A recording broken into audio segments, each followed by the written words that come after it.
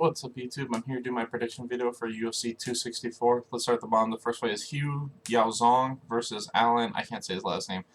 To me, Hugh, he came into the UFC 3-0 and then he was 0-2. I never thought that he was UFC level. It was one of those things where I thought he had kind of skills, but he just wasn't ready yet. And I know he's been out for a couple of years, so maybe he's gotten better, but he hasn't fought anybody in that time, so I don't know how much better he really could have gotten without any experience. Alan, he kind of lost his first two UFC fights too, but the second one was more just him getting caught right off the bat. I think overall, Allen, he's not the greatest grappler overall, but he does have like a decent striking background. Um, his last fight shouldn't really count against him. I mean, the fight basically started, he just got caught with the first punch. That happens sometimes. I think that both these guys are primarily strikers. Hugh kind of does go for takedowns, but I think Allen just has way more fighting experience. His record's like 8-2, 9-2.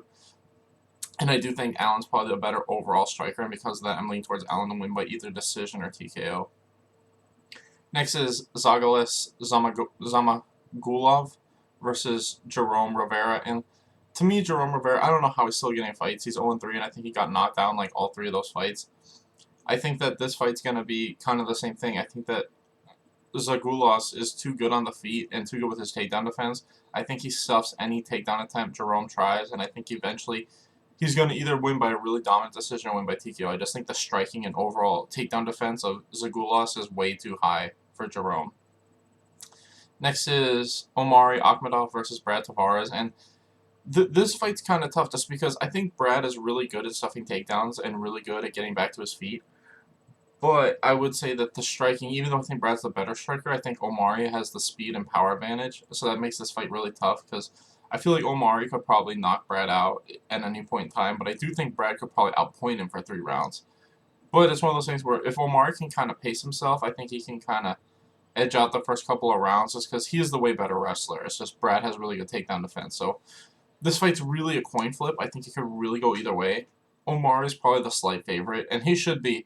But I'm leaning towards Brad for 2 reasons. One, obviously, he's from Hawaii, but I do think the longer this goes, the more it favors Brad. I feel like if Brad can kind of survive the first round and a half and drag this into like round 3, and he can keep a decent pace on him, I wouldn't be surprised if he can finish him late. He just needs to be. The one problem with Brad is sometimes he's afraid to stop being technical, and I think he needs to, be technical, but at times not be technical. You kind of make this kind of a dirty fight to wear out Omar because that's really his only chance. Because I feel like overall skill-wise, Omari is a little bit better, but Brad's got the better conditioning and the better volume. And he needs to use those 2 advantages to his, because if this is just a straight technical fight, I think Omari might win. But yeah, I think Brad might finish him late, so I'm going with Brad to get a 3rd round TKO. Next we got Jennifer Maia versus Jessica Eye, and I just haven't been impressed with Jessica Eye as of late. It feels like she's nowhere near the level she used to be. I think that Jessica Eye has always just been a pretty much striker only. I think if this fight does hit the ground, I think Maia's the much better grappler. I think she can probably submit Eye anywhere on the ground. And I don't think it's going to go there. I think Eye's got good enough takedown defense to keep it on the feet and good enough to take a submission defense so if she's on her back, she can kind of survive. But I just think I do think Maia's just a little bit better overall. And I think that she's going to outpoint Jessica Eye for 3 rounds and win a dominant decision. I don't know why this fight isn't on the main card, especially over O'Malley's fight. O'Malley versus when it was Louis Smolka, that made sense. But now that O'Malley's fighting some random no-name guy whose record's like 9-4, this fight is like, what is it? I think Maia's like 3 or 4 versus Eye who's like 8 or 9. It's ridiculous this fight isn't on the main card. It's honestly stupid. Next is Trevin Giles versus Marcus Duplass. And to me, this fight's really weird because I would say Trevin Giles is probably the better overall striker and the stronger wrestler. But I would say Dupreez is kind of the more willing to get into brawls and the overall better grappler. So it's kind of like who can make it what fight. If Trevin Giles can keep this technical, I think he wins all day. I think if Dupreez can kind of make this fight kind of dirty and force it to the ground and make this like a weird grappling match, I think he can get the win. It's such a coin flip fight in my mind. It's just really who can push what pace they want and keep the fight where they want. I'm leaning ever so slightly to Marcus Duplass, or yeah, Dupreez, and yeah, it's just super close, and I think it could go either way. It's hard to really guess, but I'm going with DeMarcus. Next is Ryan Hall versus Ilir. I can't say his last name. This is really weird because I think Ilir is the much better striker, but I think a lot of people are better strikers than Hall. Hall's biggest strength is just that weird type of like constantly trying to force it to the ground style that offsets a lot of people. And I think that if he can force this to the ground, I do think he's the better overall jiu-jitsu guy, even though Ilir is a really good black belt in his own right. I'm going to lean towards Hall. I just feel like I haven't seen Hall lose in a while, and I feel like he's kind of got his style down. And I think other than the real top guys, I don't think Hall's losing to many people. And I think Hall's eventually going to force us to the ground and win with like a heel hook or something. Next is Nico Price versus Michael Pereira. And to me, this fight's another really close one because it's basically kind of two guys who are going to go out there and throw hands. And I think whoever lands that big shot first is going to win. My biggest thing is I think Pereira has the better chin. And I think if they're just swinging wild shots, which I think is what's probably going to happen, because I think Nico's just going to make that fight what it is, I'm leaning towards Michael Pereira. Like I said, I think he just has the better chin, and I do think he has a bit more punching power. I think he's a much bigger welterweight overall. And like I said, I think that this fight could be a lot of different fights, but I think Nico will force this fight into like a firefight, and because of that, I'm leaning towards Michael Pereira. Next is Carlos Condit versus Max Griffin, and this one's really weird because I feel like Max Griffin could make this fight a very difficult one for Condit if he makes it a wrestling match, but I don't think he will. I think it'll be a kickboxing match. I think if this is just a straight kickboxing match, I think Condit's got the edge. I think that Max Griffin definitely has good striking, but I think Condit's just way better. And if this is a grappling match, I do favor Griffin slightly, but I wouldn't be shocked if Condit can catch him in a submission. It's really hard to guess, but I'm leaning ever so slightly towards Condit. I just think that if this is on the feet, which I think it will be for the most part, I do think he's the better striker, and I think he's going to outpoint Griffin at least 2 of the 3 rounds. Next is Sean O'Malley versus Chris. I can't say his last name.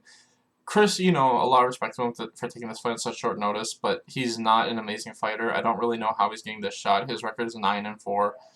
And, I mean, he doesn't look super amazing to me. He looks like he's a decent striker, and that's about it. He only has, like, 3 or 4 finishes of his 9 wins. And they're pretty much all TKOs. I think he has 1 submission win. I think O'Malley's just going to light this guy up. I think O'Malley's the much better fighter overall. I think O'Malley can beat him wherever he wants. And, like I said, I don't know why, like, Tavares versus Akhmedov or Maia versus I isn't on the main card instead of this fight. Because, all 4 of those fighters that I just said are ranked. I feel like ranked fighters should be on the main card versus anyone else. That's just how I feel personally. Because I feel like the fight should move up in terms of how important they are for the division. And it's just the honest truth. Those, Tavares versus Akhmedov and I versus Maia are just more important to the division at this point. I'm not saying O'Malley won't be bigger in the future. I mean, he was just ranked in the top 15. I'm just saying, specifically this fight, who he's fighting, it's not going to do anything for him. He's not going to be ranked in the top 15 after he beats this guy. He's still going to have to fight someone like Smoka next anyway. So, I'm just saying, that's how I prefer the cards to go. But it is what it is. I just think O'Malley's way better everywhere. I think that he keeps us on the feet and just eventually knocks out Chris. Next is Irina Aldana versus Yana Kunitskaya, and both these chicks are really good strikers. My biggest thing is Irene missed weight by a lot. She missed weight. I think she weighed in like 140. It was basically, she's basically weighing in a fucking featherweight. I do think that's going to be a big thing, especially for women. Like 5 pounds is not. It's a big thing for men. It's like twice as bad for women. It's just the honest truth. You know what I mean? There's a reason why women don't weigh more than like 150. It's because that's basically their heavyweight. So, 5 pounds for a woman is literally like twice as much as a man. So, it'd literally be like if a 45 were weighing at 55, basically, if it was a guy. I do think Yana's the better overall fighter. I think Aldana hits harder, but I favor Yana's overall skill set. I always thought this fight was going to be close, but this is the honest truth. Aldana's probably going to win by knockout just because of the huge weight miss. But I'm hoping Yana can edge out a close decision. I do think she's better, especially in the clinch, if she can just keep it against the fence. But yeah, this will be a close one, but I'm leaning towards Yana. Next is Tai Tuivasa versus Greg Hardy, and this is another fight that I think could be switched with those 2 fights I was talking about earlier from the undercard. I think Greg Hardy and Tai Tuivasa have very similar styles. I just think Tuivasa is the better striker overall, and the better conditioned fighter overall, and the better wrestler overall and all. It's like they're the same fighter, but all the specs are one higher for Tuivasa. I think if Tuivasa's smart, he'll fight like how he normally fights. Make it kickboxing, and then when he needs to, clinch up with Greg, put him against the fence, and just beat him up there. I think if he keeps doing that, the longer this goes, the way more it favors him. And if Tuivasa can ever get this fight to the ground, he's going to win instantly. We saw in Greg's last fight. He really can't do anything off of his back, and I think if Tuivasa's smart, it's just do what he normally does for the first round, round and a half, and then towards the end of the second, beginning of the third, try to get some takedowns, and then once he gets it there, I think he wins by TKO, so I'm leaning towards Tai Tuivasa win by TKO. Next is Gilbert Burns versus Stephen Thompson, and this is my thing. I think other than getting caught with some huge shots, Stephen Thompson's looked pretty amazing throughout his whole career. I mean, he gets caught every once in a while, but the vast majority of his fights, he almost never even gets hit that much. I think that he's just way faster than a lot of guys with his overall foot movement, and I think his overall volume and just his striking technique is way higher than most people. I think if Burns can get this to the ground, he can obviously submit Thompson, but we've seen Thompson's worked a ton on that. Like, he's so hard to take down. I mean, it's entirely possible that Gilbert does do that, but I don't think it's going to happen. I think that this fight's going to look a lot like the fight Thompson had with Vicente Luque, where I think this will be fight of the night, and I think the first round, round and a half, will be super close, but I think as the fight moves on, we're going to see Thompson's conditioning favor him and his volume favor him, and I think especially by the third, we're going to see him start to really light up Burns and maybe get a finish.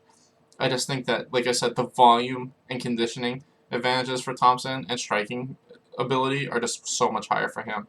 I think as long as he can kind of just do what he normally does and doesn't get caught with a huge shot or taken down and submitted, he wins. And like I said, I think that he's worked so much on his takedown defense that I don't think he's getting taken down. So I'm leaning towards Thompson win by either decision or knockout. Finally, we got Dustin Poirier versus Conor McGregor, and basically, I think this is going to be a firefight. I think it's going to end in the first 2 rounds, and I think it's going to go to McGregor. I think this fight, he's way more focused for it, and I think that, you know, if it's just straight-up striking, which I think it will be, I think Dustin might shoot for some takedowns, but I think Conor's more prepared for that this time around.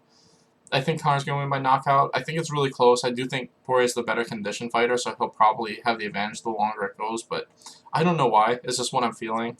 I think that Conor is going to catch him in the first 2 rounds. I just think he's taking this more seriously this time, and I think he is the better overall striker. So I'm going to lean towards McGregor to win by knockout in the first 2 rounds. Anyway, thanks for watching, guys. Please like and subscribe.